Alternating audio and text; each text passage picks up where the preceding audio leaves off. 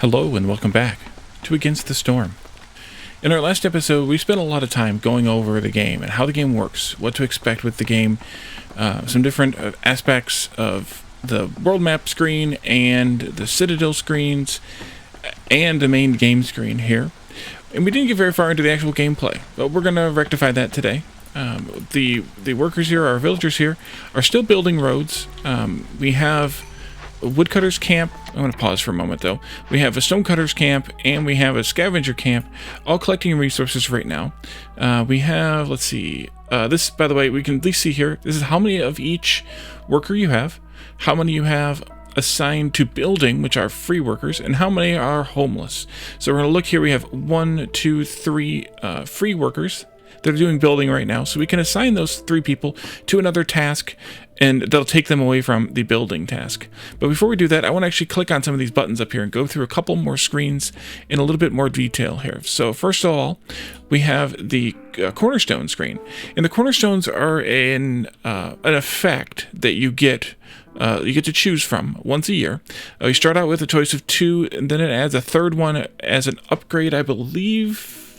It's I can't remember if it's an upgrade you purchase or if it just comes with getting to a certain level, but you start out with 2 here and then you get a third one later on. You also get some reroll chances here as part of the upgrades you can buy in the Citadel, in the Smoldering City.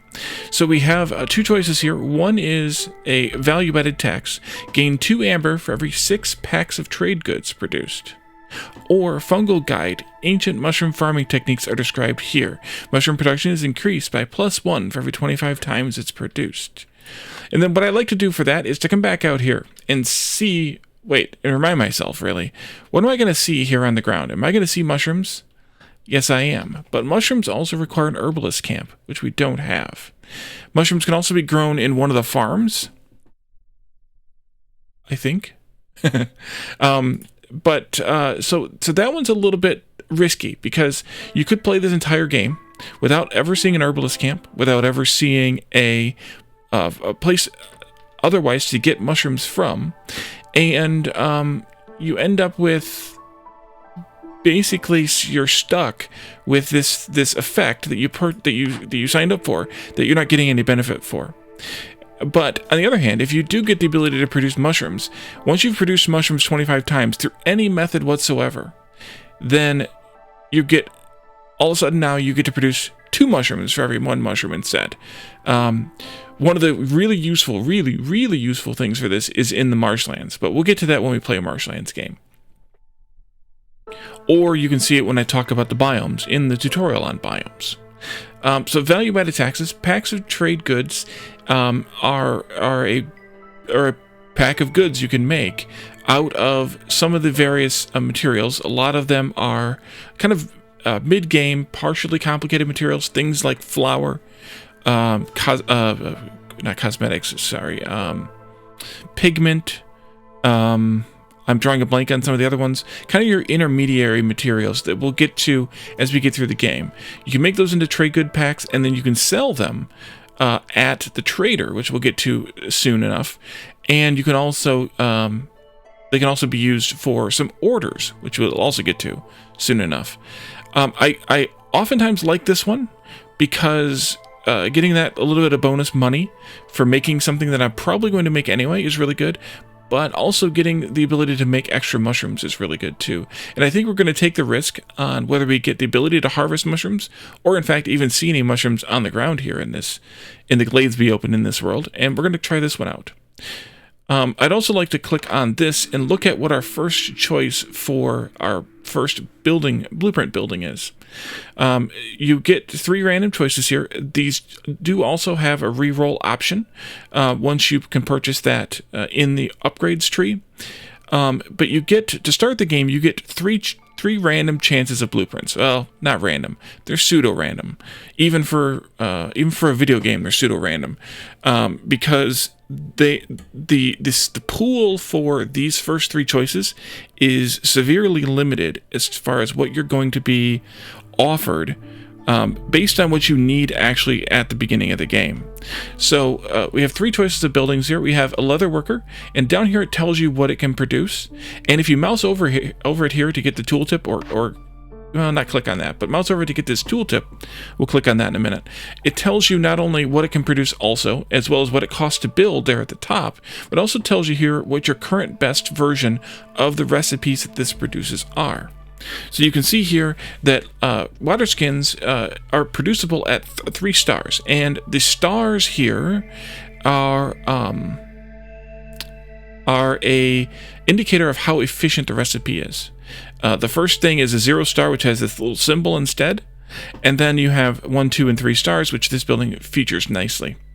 So we cannot produce water skins at all right now, because you see the little plus next to it.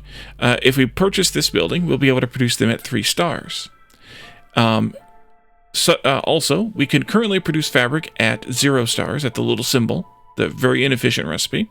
And if we purchase this building, we can produce it at 2 stars. And then luxury goods, we can produce at 1 star in this building, and we can't currently produce them. Now, water skins are one of your 3 vessel types. We talked about those because we got some free water skins as part of our embarkation caravan. We have there are 3 total vessels. There's pottery, there's barrels, and there's water skins. All of them, I believe, can be used interchangeably, and they're used to package certain types of goods, both food and services goods, in order for them to be stored and sold or used or whatever. So water skins are one of those 3, but water skins are actually kind of hard to get to, because they have to be made with leather. And in this map, in this biome, the only way to get leather is to have a building called a ranch. I think. I'm almost positive that there's no other way to get it. So I'm not that thrilled about water skins here, but fabric is one of the 3 building materials that you need lots of. As you can see here, you even need fabric to build the leather worker, 2 fabric to build it, and you need bricks to build the leather worker. You also need planks to build the leather worker, which we'll jump over here just to show you the 3rd one. So taking a building that can produce 1 or more of the 3 building materials at 2 stars is a really good choice for your first choice building. The second building here is the carpenter. The carpenter takes 5 planks and 2 fabric to build, produces planks, simple tools, and packs of luxury goods, all at 2 stars. So you don't get the nice advantage of the 3 star, but then again, you don't get the disadvantage of the 1 star. So it's kind of a trade-off. I will have a tutorial on star economy. All buildings you purchase through the blueprint system have either 5 or 6 stars. So keep that in mind as you're purchasing buildings. All 3 of these have 6 stars, so they're kind of an equivalent, if you put that in air quotes, type of building. So the aforementioned planks, we can make those at 0 stars currently. I haven't shown you that building yet, actually, but I'll show you that building in a little bit. Simple tools, also at 2 stars. Simple tools are used in the exploration part of the game, both for caches found on the ground, which I'll talk about when we find one, and for glade events, for solving glade events, optionally solving glade events. And they're also used for trading and or can be used for trading, and they can be used for orders, which we haven't gotten to yet either. And then packs of luxury goods are the same recipe as this one, but it's available here at 2 stars, so it's a bit better, a bit more efficient. And finally, we have the brickyard. The brickyard can make bricks, obviously. It should be obvious anyways, it's based on the name. It can make pottery and can make crystallized dew. It costs 8 planks to make, and we currently cannot make either pottery or crystallized dew. Crystallized dew is sort of an advanced material. It's still a material that it's still a material that you manufacture, but it takes a bit of work to get there. It's kind of like almost like a tier 2 intermediary ingredient or material, but it's also very valuable. I believe it can be used, and I should actually take a look here at this screen. I believe it can be used as an ingredient. Oh, it actually can't. It must be a trade good, which I can actually show you. I believe it can be used as an ingredient for one of the goods packs, probably the trade goods packs, but it's also very valuable for manufacturing things like tools and for manufacturing things like barrels. So pottery is your easiest, I guess, if you have clay available at least. Pottery is your easiest vessel type because it takes clay and wood, and you can substitute for the wood one of these other ingredients. Basically, it's just fuel to burn to fire the pottery. And I'm going to talk about this a little bit more, but this button here lets you select multiple different ingredients when it's round. When it's square, you can't click on it as a locked ingredient. So the crystallized dew takes one of these types of ingredients plus one of these types of ingredients plus this locked ingredient, spark dew, to make 2 crystallized dew. And then the pottery takes clay plus one of these types of fuels, and then the bricks take clay or stone to make. And you can, I'll get into this a little bit more, but you can click on this and you can select multiples or one. You can set the priorities on them. It's a really cool system that they recently added into the game, the priority system. It tells you here that this building will employ up to 2 workers, how much it costs, how long it takes to build, and then each recipe here has an amount of time that it takes to make. This is the blight rot footprint. How much blight rot it generates. Blight rot is one of the more recently added systems to the game. We'll go about that when the time comes. And then finally, how many stars the recipe is, how efficient the recipe is. So we can click through each of these buildings to see their recipes, see what they take to make. Like I mentioned here, that crystallized dew and copper bars are used to make simple tools. And then packs of luxury goods are made out of these 6 goods here, which are all the goods that are used for services as well. They're all your consumable services goods. We'll get to those as we want to. For me, a lot of times I like to start, if I can, with a plank making building. This one's really good, really tempting too because of the pottery, because you can use it for, as I mentioned, a few different things. So that might be a good option as well, but I think I'm going to go with the carpenter. Next, we have 3 more choices. Actually, you know what I'm going to do? I'm going to stop taking these choices for right now. I'm going to switch to the orders screen first. I should have done this already. In the order screen, you're offered at the beginning of the game or near the beginning of the game 3 orders to choose from. And then as you progress, at least at this difficulty level, as you progress through the game, you're given additional choices for these at these different intervals in the game. So we're going to go ahead and click on this first one. And this first order is the people's resolve. We have to get our humans at or above a 20 averaged resolve of 20 for 30 seconds. And remember, resolve is their happiness. And remember, a human's default resolve is like 15. If we attain this, we'll get 2 humans to add to our settlement. We'll get 30 grain, and we'll get 3 parts. Or we can take this amber trade order. We have to sell 8 amber worth of goods to a trader or using trade routes, and we also have to have 4 amber available. And if we turn that in, if we give away that amber, remember, because anytime you have an objective that is some sort of an item, you have to give that amber over. We'll get 6 simple tools, which are those tools used for the exploration part of the game, as well as 1 wildfire essence, which is used for construction of additional small hearths, and 2 random villagers. So you can kind of compare these two. Think about what objective you would like to try to meet, and then think about also what types of ingredients or what types of items you're going to get for the rewards, and then make your decision. On top of that, you also get a reward of 1 reputation point. And remember, in order to win the game, you have to fill up the reputation bar. So this is one way of 3? Yes, of 3 in the game that you gain reputation. And I think I'm going to go with the amber trade one. We can pick our next order here. Exploration. Open 3 glades, or cut through the forest to discover 3 glades. If we do that, we don't have to do anything other than open the glades. We get a perk called a Scouts Pack, and the perks are these things, these effects that come down here. Effects and perks are down here in the corner of the screen.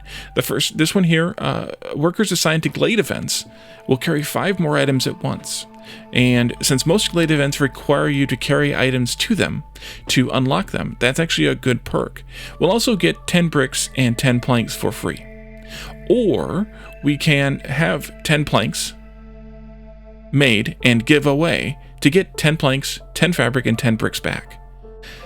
This one is tempting because of this perk, but this one is better, in my opinion. So I'm going to go with this option here, funding the expedition. So we go neutral on the planks. Well, is it better? It's actually not better. It's actually not better because the planks are neutral. We get two goods here, or we get two stacks of goods here of the same quantities of building materials, and we get this perk. So I should go with this one instead. And then we have a choice of Rich Harvest or Big Delivery. Rich Harvest is to make 5 packs of crops and give them away. Send them to the Citadel, effectively. And you'll get 10 amber. You get the ability to produce 1 additional bonus pack of crops for every recipe you... every pack of crop recipe you perform. However you get packs of crops, it'll add 1 to that output quantity. Or you get the perk for obsidian shovels, which makes planting crops 25% faster. And remember, planting crops has to do with the fields and the farms. We don't have a farm building yet, so we'll have to see if that's what we want, but we need to consider that. Or Big Delivery, pack of 5 building materials. Building material packs are made out of building materials, and at the moment we don't have anything more than a very inefficient recipe for these. So I think it's like 5 materials or something per pack. We can actually go and take a look at the building where they're made. They're made in a makeshift post. Can I look at... Oh, I know where I can look at it. Let's go to the atlas here, which is the same place where this building took us when we clicked on the building here and looked at the carpenter's recipes. We want to go to the makeshift post here. Oops, too far. And we can see here that 10 building materials makes 1 pack of either of these kinds. Oh, they had a copper ore. When did they add copper ore to this? That might be new with the latest update just before the Steam release. 10 planks, 6 fabric, or 6 bricks to make 2 packs of building materials. And if we look really quickly at the other building, which is I always forget the name of it. Should just go look at it. I always forget the name of the crude workstation. Jeez. Buildings, crude workstation. Here, these are all the recipes we start the game with. This is the building I was going to show you in a moment. These are all the basic recipes for these. 2 planks is 8 wood. 2 fabric is 6 fiber, 6 reeds, or 6 leather. And 2 bricks is 6 clay or 6 stone. So you can kind of compare these recipes to the recipes in the other one, makeshift post, there it is, and try and decide if this is going to be worth it to you or not. Intuitively, especially because we now have a better plank recipe, this isn't that bad now. So that's worth considering for an order. And we do get a bonus then to plank production. So instead of producing 2 planks for every craft in that building, now to produce 3 planks for the same amount of input materials. And then we get a bunch of bricks, and we get some simple tools. Then I'm going to go with Big Delivery. All right, come out of that. Back to this. The clothier makes coats, water skins, and scrolls at those star levels. We don't have any of those recipes yet. Scrolls are one of the luxury goods that are used for services. Water skins we've talked about. Coats are a special kind of consumable good. I needed a drink there. The coats are only wearable by the starting 3 races, and they're basically raincoats, and they keep the rain off them and they make them happier. So this is something you can do kind of early on if you want to make coats to make your people happier. However, keep in mind that it does cost 1 fabric to make 10 coats. The coats are consumable. They go away after a certain number of minutes, and they have to go and get another coat. I don't remember what the time is on those. But so keep that in mind, that the coats are consumable. So it is a good idea, but it's not the best idea always. Next, we have the bakery. The bakery, we can produce biscuits and pie, as well as pottery. Biscuits and pie both require flour, and flour is makeable. I'll pick a building that makes flour. Flour is makeable with grain, mushrooms, or roots. So that's an idea as well. Bakery is a good thing. Both of these types of baked goods are usable by combination between the two. They're usable by all four races. I have to look at them every time to see which race likes which. I believe they're usable by all four races. Maybe not the lizards. But the biscuits and pie are a good couple of complex foods that you can produce to make people happy. And then the pottery appears here again as well. And we can't make any of these yet. Remember, the pottery, we didn't take the brickyards, so the pottery is still unmakeable by us. So that's really tempting to make. But so is the rain mill, because the rain mill makes flour, which we need to make biscuits and pie, scrolls, and packs of building materials, both at 1 star. Now this building here, and this one here for that matter, have 5 stars. So keep that in mind also as you are as you're considering what to take, because you're only getting 5 stars of value out of these 2 buildings. You're getting 6 stars of value out of this building. So I'm in a position where I'm very I'm going to toss up between, should I take the bakery so I can start making pottery? So I have a vessel because, well, actually, no, I don't have that ability yet, because we don't start with, we don't start with that at the beginning. Oof.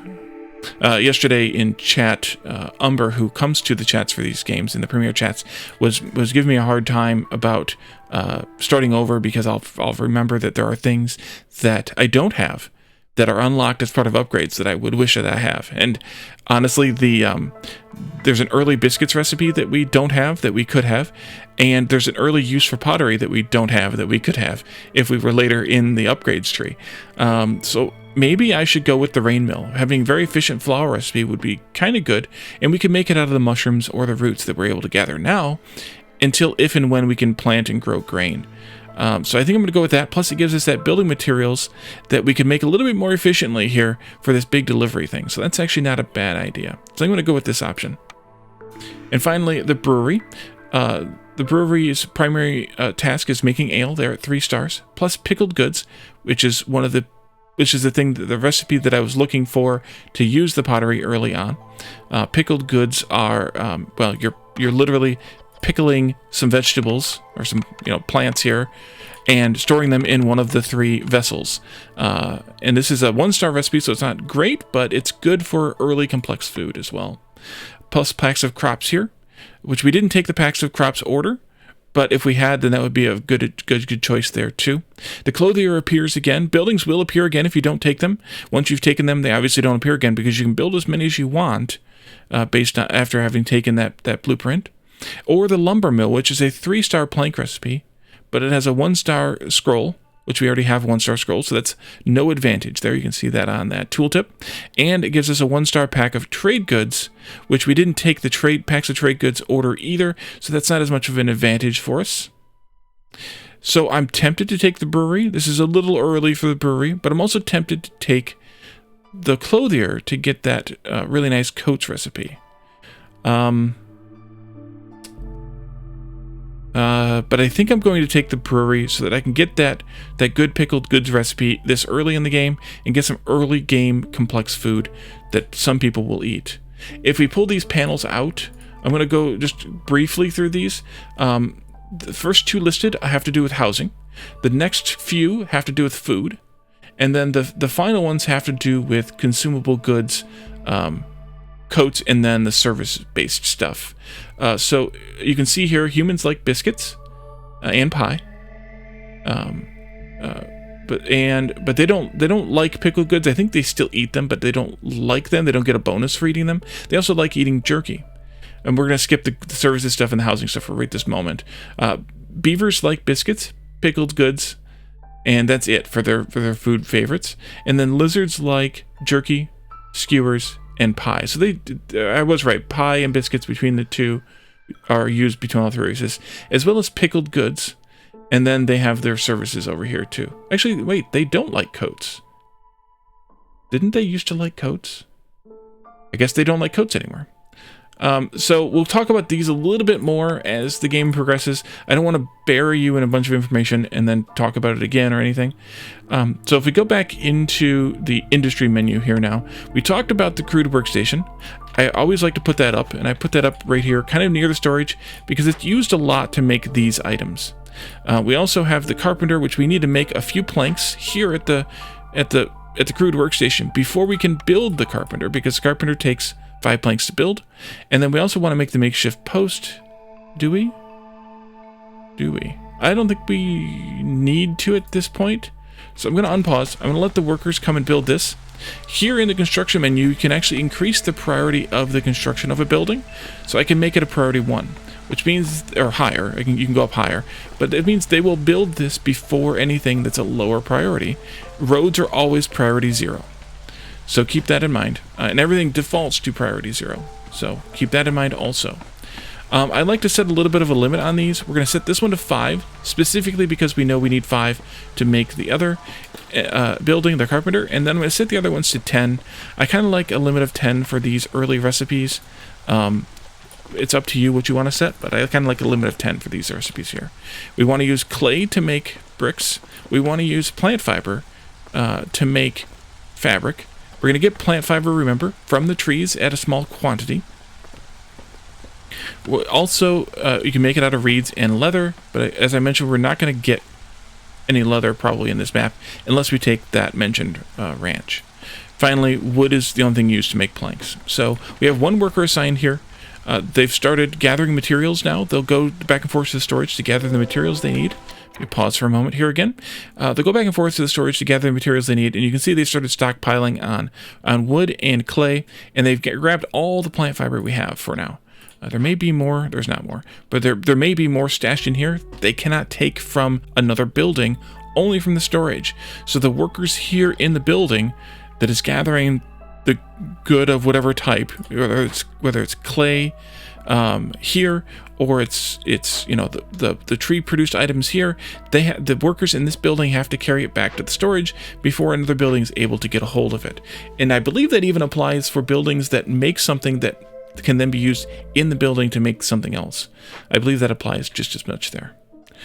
So here we've opened a glade. We've cut the trees down. We can now see into the glade. We can see what's here. This little pop-up comes up, and I believe it also comes up as a floater on the edge of the screen, and tells us what's in this glade. Now the small glades only contain resources of some kind. Specifically here we have 11 fields of fertile soil, 11 tiles, and then we also have 4 small root deposit nodes, each containing 15 charges apiece. So we can unpause again. You can right click to clear, to dismiss this alert, and that works out well. And then you can also mark a few more trees here if you want to do a little bit more trimming. I think I want to take out that tree right there. I want to free up a little bit of space around this field area here, because eventually we'll want to put a farm down next to it, and farms have a limited range, so I just want to be prepared for that. And I think we'll come over and open this next small glade here next. Now, there's an advanced strategy for those of you who are more advanced players or have been watching a long time and want to jump in a little bit hardcore. I wouldn't say jump in crazy if you haven't played before, but if you're watching and you are familiar with the game a little bit more, maybe you'll want to jump in with a little bit more of a hardcore strategy. Opening up small glades get you a small amount of resources, but without danger. Opening up danger glade gets you a lot more resources with a lot more danger. So keep that in mind. Without spoiling too much, keep that in mind. And maybe you don't want to open small glades, or very many small glades at the beginning of your playthrough. Maybe you want to open 1 or 2 just to get through to a danger glade, but you're going to want to have some certain materials saved up, and once we get to a danger glade, you'll see what I'm talking about before you open a danger glade. So this glade opened up. We have 2 2 flaxfield nodes, that's these here, containing 20 charges apiece, and a small abandoned cache. Now this is a trigger the glade events, because this is the first kind of glade event, and that is a cache. A spell abandoned cache takes, in this case, for the cache's case, they only take tools. We talked about simple tools. We can make them in the carpenter once we get the carpenter up and running and have the input ingredients. Infused tools are much more valuable, and you can kind of see that based on the cost here too for them, but the price there, which is the trade value of them. But they're also, you only need half as many. However, to make them yourself, these 2 buildings, one of those is only findable in Forbidden Glades. Maybe both of them. Maybe. These are very rare to find the ability to make yourself. We'll put it that way. But there's a few traders that actually have them available, so that's not a bad deal. So we've opened up this glade, and now we can take advantage of this resource. We don't have the tools yet to take advantage of the small abandoned cache, so it'll just sit here on the ground. This is a passive event. If you don't want to open these, you don't have to. If you don't have the resources to open them, you don't have to. Once we have the resources, we will open some, and I'll talk about it a little bit, but effectively you have a choice here. You can choose to keep some goods out of the cache. In this case, this cache contains 30 insects and 20 flour. Or you can send those goods to the Citadel, and in reward for that, the Citadel will give you 10 amber and a half of a reputation point. For the small ones, it's a half. For the medium ones, it's 0.75. For the large ones, it's 1. And then equivalent increase in amber, I believe. So for me, I go back and forth a little bit. Lately, I've been doing more of the keep goods thing because of the other, and this is the second way, by the way, to earn reputation. It's still solid reputation points, but the way you get them is different. So I like to count it as a separate way. So I like to get my reputation through the other 2 methods. So I oftentimes will keep the goods instead of sending to the Citadel. But you can kind of also see here the value of the insects in the flower is probably a bit less. It doesn't actually tell you what the value is for trading, because I don't think you can sell these to any traders. But you can make them into things that you can sell, so there's that. So we have this glade opened now. We are making our goods here. We have made, let's see here, building materials. We have not made anything but bricks yet. Maybe I should throw another person in here. We don't have them doing any work anywhere else anyway. They're working on making bricks. Maybe I could even pause the bricks for a while by unchecking this checkbox. And you can also prioritize these recipes here too. You can say, well, let's make planks. If you don't know what you want to do, make planks first. You can increase this up to 3. And you can't decrease them below 0, but you can get them down to 0. So you have 4 levels of priority for most buildings containing 3 recipes or less. There are a few buildings that have the option for a 4th recipe eventually. These guys are almost bored. They're not bored yet. They're almost bored. And we need to pick out another place for them to trim some trees here. I don't know that I'm personally ready to go into a danger glade yet. And maybe I just want them to cut some trees to gather some wood for the storm season, and to have fuel to burn here in the hearth. As I mentioned, the fuel here is fuel menu here contains the wood and the coal you have available. And maybe you don't want to burn coal because you started out with 20 coal, like they've already burned 7 of it. Maybe you don't want to burn coal early on in the game because you want to save that for a danger glade, for example. That's actually a reasonable strategy as well. But now they've already spent that much, I don't know is 10 enough? I don't know. We'll see. I'm going to save it and see. But we can let them trim some trees. You just got to keep them marked if you have this checkbox checked. Otherwise, they will yell at you and say, hey, I don't have work to do. So now that we have, I hope, some planks made. Yeah, we do. Forced delivery. And then the next time they're done making something, they will deliver those planks. We can uncheck this box now, though, because we don't need to make planks here anymore, because we can make planks much more efficiently at the carpenter. I'm going to put the carpenter right here. The carpenter is a 2x3 building, by the way. These all have been 2x2 buildings. The carpenter is a 2x3 building. I don't have the fabric to make that thing yet. Dang it. We need more plant fiber. We require more minerals. There's one in here. We can force their delivery. Where are we at with that number now? You have 5, that makes 6. Okay, we're good. We can make 2 fabric, which is just enough for this right now. But we need to scavenge, or harvest rather, some of this flax here for fabric, clay, and insects. So let's build a harvester's camp. Just requires wood and parts. They will come and do that. Actually, I should give them a priority on that to do that one first. Because then, and also when you select a building, a harvesting building, you'll also see these little pop-up corner things here that tell you where that building, any building, can find a resource to collect. You can see there's roots over here. This building collects roots. Okay, they're over there. Go over there and get them, later. They can only gather what's in the range, though, so you need to move the building.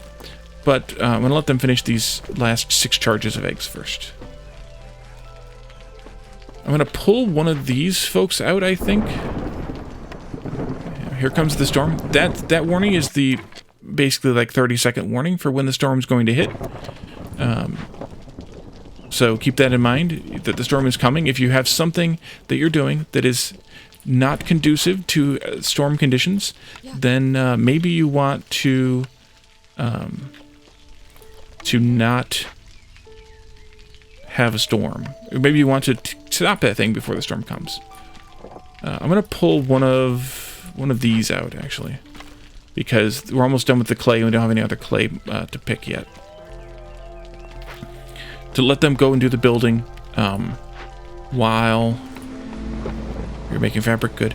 Let them go and be able to do the building while I put 2 people in here to gather the stuff from the harvest, the plant fiber, because we need to get that plant fiber moving.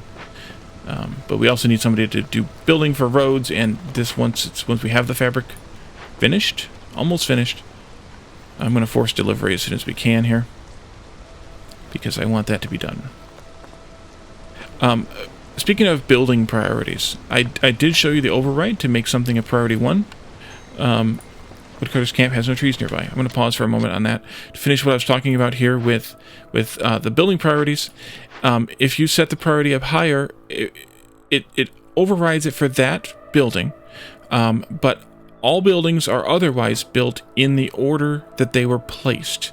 So the reason I set the priority of 1 for the crude workstation was I had a bunch of roads that weren't finished yet, and because they were all equal at priority 0 before I changed that, they would have built the roads all first before they came over and built the crude workstation.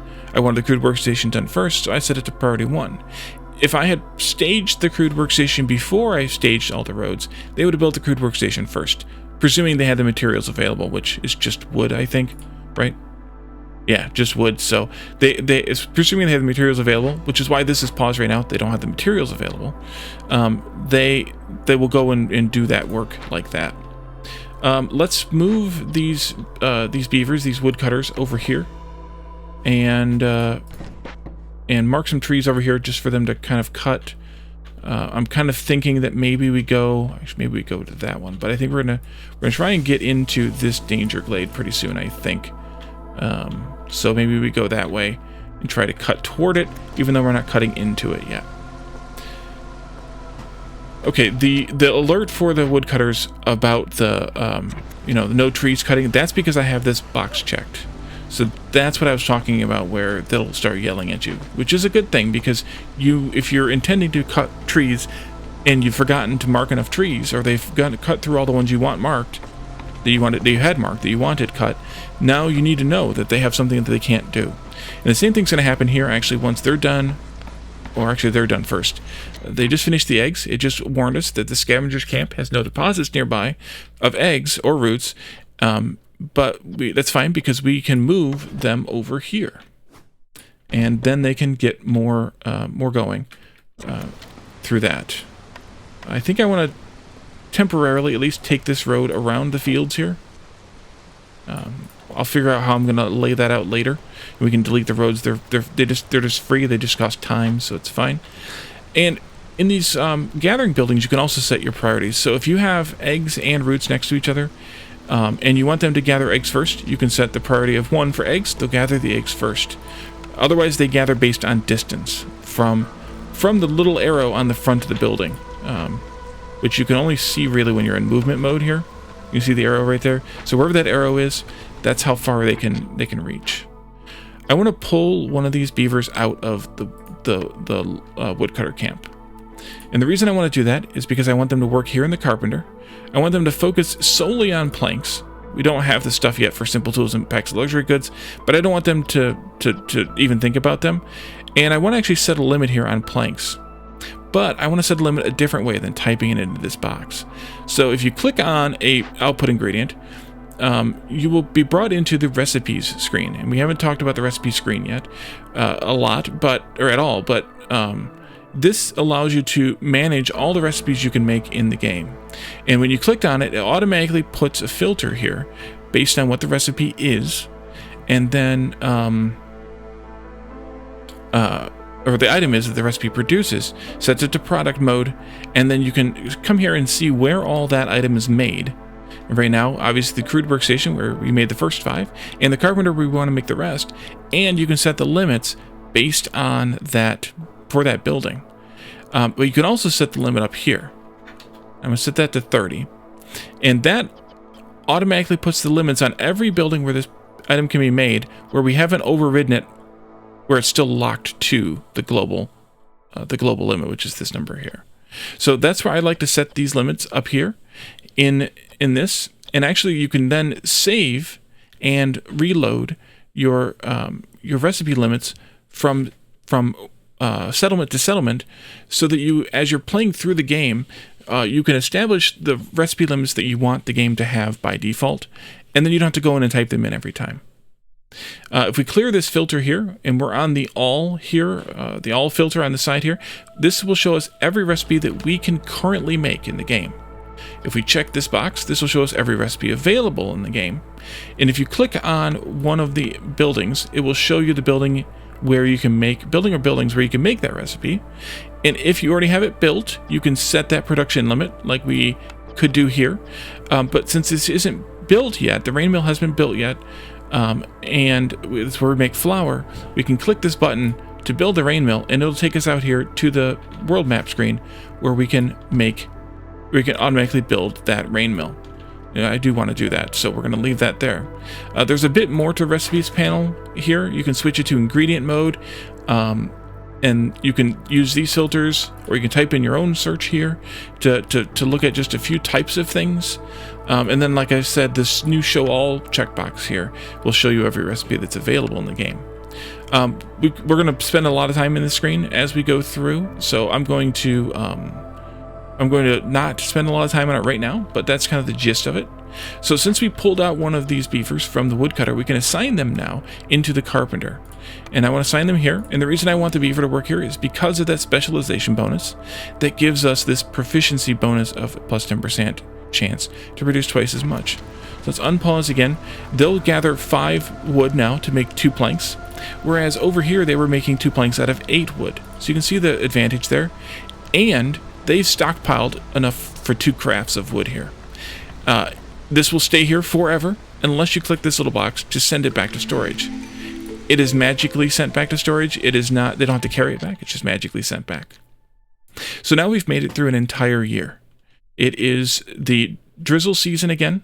The storm has ended. We're 5 seconds into the drizzle. We've made it through an entire year finally, after 2 episodes basically. And so now we're in year 2.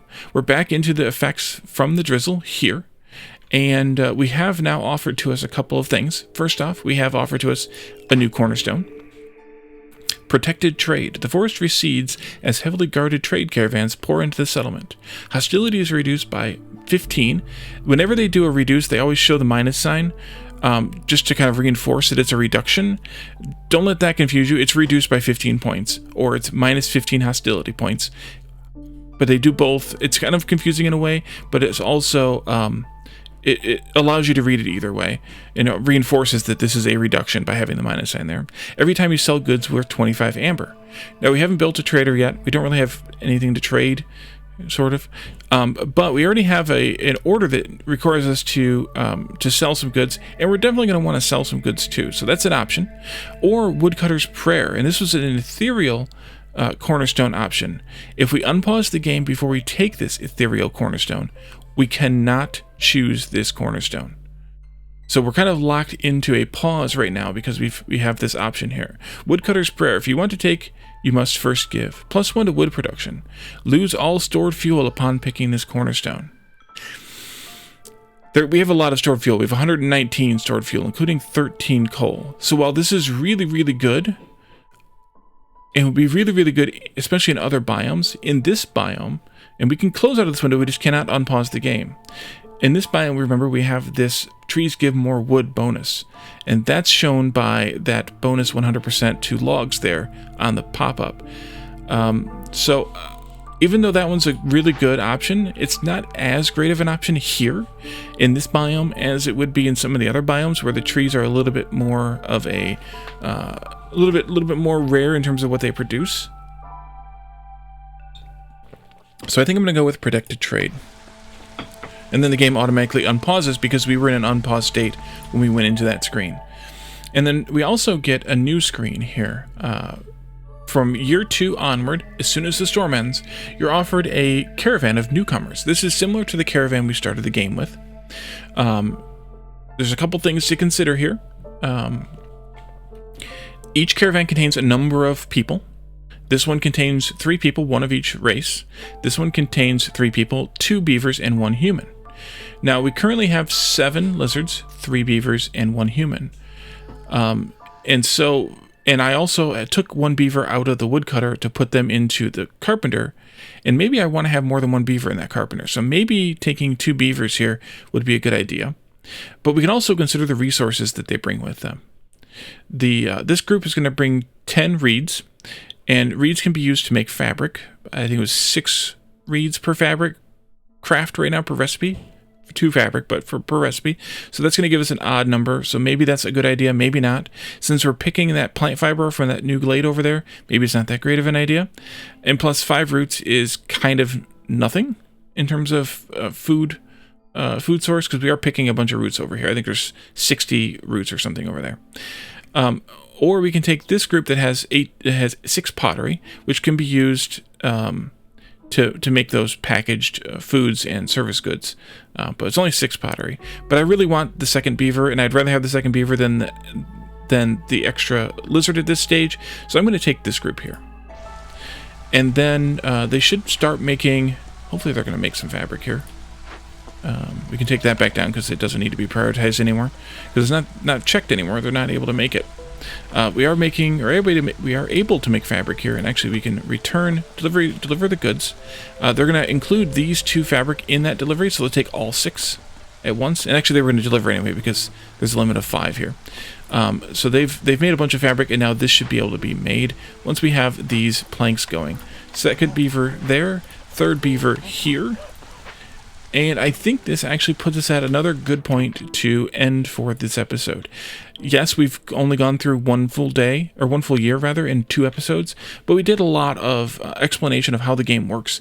And I think, as I mentioned in the last episode, I think this is really good for new players who are unfamiliar with the game, to have the explanations about why I'm choosing the things I'm choosing, which... if you watch some of my other series, especially the more recent episodes, a lot of times I'll kind of gloss over some of those decisions in my brain because I was kind of assuming that the people who were watching a lot of them had been watching since the beginning of that series, and some of them, may have already be playing the game as well and know some of those things. But here in this series, especially for these first few maps. These first few towns, I think I want to explain a bit more about things just to make sure that that new players understand how the game works and why I'm making the choices I'm making. Even if it may not be the best choice in someone's opinion, at least there's a reason for that choice. So we're going to leave this here. Thank you for watching, and we will be back again tomorrow with another episode. Thanks for coming. Bye for now.